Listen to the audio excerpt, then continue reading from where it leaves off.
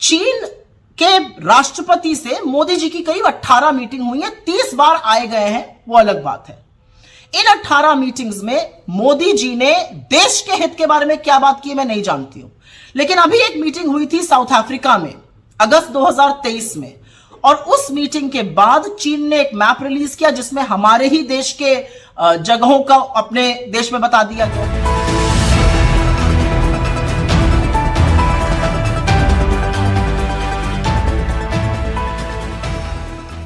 मोदी और चीन की प्रेम कथा तो जग जाहिर है, और उस प्रेम कथा में अब एक त्रिकोणीय एंगल आरएसएस का आ गया है। लेकिन यह चिंता का विषय है, और चिंता का विषय इसलिए है क्योंकि पहली बार इतिहास में चीन के राजनयिक, चीन के दूतावास के जो टॉप ऑफिशियल्स हैं, वो आरएसएस के हेडक्वार्टर नागपुर में गए। वो वहां क्यों गए? आरएसएस कोई राजनीतिक दल नहीं है, आरएसएस सरकार का हिस्सा नहीं है, आरएसएस तो अपने आप को गैर राजनीतिक दल, सांस्कृतिक दल बताता है। तो वहां पे क्या हुआ? और चिंता इसलिए है क्योंकि उस मीटिंग के कुछ ही दिनों बाद चीन के मुखपत्र ने मोदी जी की तारीफ में कसीदे पढ़े। यह अलग बात है कि बायां हाथ कुछ और कर रहा है, दाहिने को उसका पता ही नहीं है, क्योंकि अभी जनवरी 2024 में इस देश के विदेश मंत्री ने कहा चीन और भारत के रिश्ते सामान्य नहीं है। तो जब रिश्ते सामान्य नहीं है तो वहां पर चीन के दूतावास के लोग क्यों गए आरएसएस?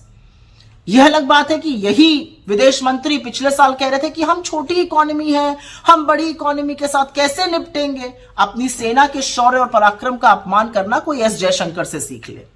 लेकिन अब याद रखिए कि हुआ क्या है। अप्रैल मई 2020 के बीच में चीन घुसपैठ कर रहा था, और 15 जून की वो सियाह रात 2020 की जब 20 जाबाजों की गलवान में शहादत हुई। यह अलग बात है कि 4 दिन बाद मोदी जी ने देश से सीधा सफेद सपाट झूठ बोला और बिना पलक झपकाए कहा कि कोई घुसा हुआ नहीं है। और कितनी बड़ी विडंबना है कि तब से 19 कोर कमांडर लेवल की बातचीत में, मीटिंग में चीन वही क्लीन चिट लेकर बार बार दोहराता है कि आपके प्रधानमंत्री ही कहते हैं कि कोई घुसा हुआ नहीं है। लेकिन इस दौरान क्या किया? इस दौरान मोदी सरकार ने हमारे पेट्रोलिंग पॉइंट, जहां तक हम गश्त करते थे, पेट्रोलिंग पॉइंट 10, 11, 12, 13, 14, 15, 16, उनको बफर जोन में डाल दिया। जिन रणनीतिक इलाकों पर हमने कब्जा किया था वहां से सेना को पीछे किया गया। और यही नहीं, सिर्फ 21 लोगों को इस देश में परमवीर चक्र मिला था, उसमें से एक मेजर शैतान सिंह थे जिनका स्मारक लद्दाख में बना हुआ था। उस स्मारक को भी बफर जोन में डाल दिया गया, और सिर्फ स्मारक बफर जोन में नहीं डाला गया, अब कहा जा रहा है उसको शिफ्ट किया जाएगा।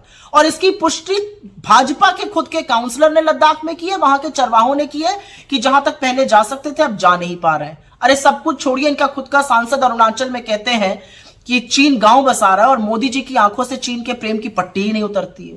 लेकिन इस दौरान सरकार ने क्या किया? जब यह सब हो रहा था, सरकार ने चीन को सबसे बड़ा ट्रेडिंग पार्टनर बनाया और $100 बिलियन का ट्रेड डेफिसिट किया।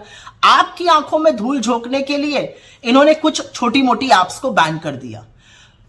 चीन के राष्ट्रपति से मोदी जी की करीब 18 मीटिंग हुई है, 30 बार आए गए हैं, वो अलग बात है।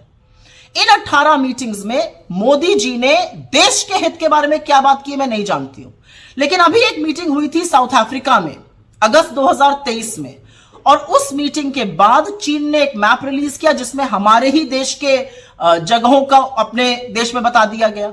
मोदी जी चुप रहे, बिल्कुल चीन का नाम नहीं लेते हैं। लाल आंख दिखाने की बात करते थे, यहां पर तो उनको झूले झूलने से फुर्सत नहीं है, ये साबरमती के तट पे झूल रहे हैं। महाबलीपुरम में नारियल पानी पिलाने से फुर्सत नहीं है, यहां पर शहनाई सुनने से फुर्सत नहीं है। और जब 20 जाबाजों की शहादत के बाद वो पहली बार राष्ट्रपति शी जिनपिंग से मिले तो बजाय लाल आंख दिखाने के लाल शर्ट पहन के गलबैया करने को तैयार थे। तो आज सवाल यह है कि आपकी मोहब्बत का जो चीन से खामियाजा है, उसका जो कॉस्ट है वो देश अदा कर रहा है, उसकी कीमत देश चुका रहा है। अब ये आरएसएस के साथ क्या खिचड़ी पक रही है ये समझना जरूरी है, क्योंकि हमारी भूभागीय अखंडता पर, हमारी संप्रभुता पर चीन अगर नजर उठाकर देखेगा तो उससे सेना निपट लेगी। लेकिन आप लोगों के बीच में क्या पक रहा है यह देश जानना चाहता है, और यह जवाब आपको भी देना पड़ेगा, और यह नागपुर में बैठे हुए आरएसएस के लोगों को भी देना पड़ेगा। हमारे चैनल के साथ जुड़ने के लिए सब्सक्राइब करें और बेल नोटिफिकेशन दबाना ना भूलें।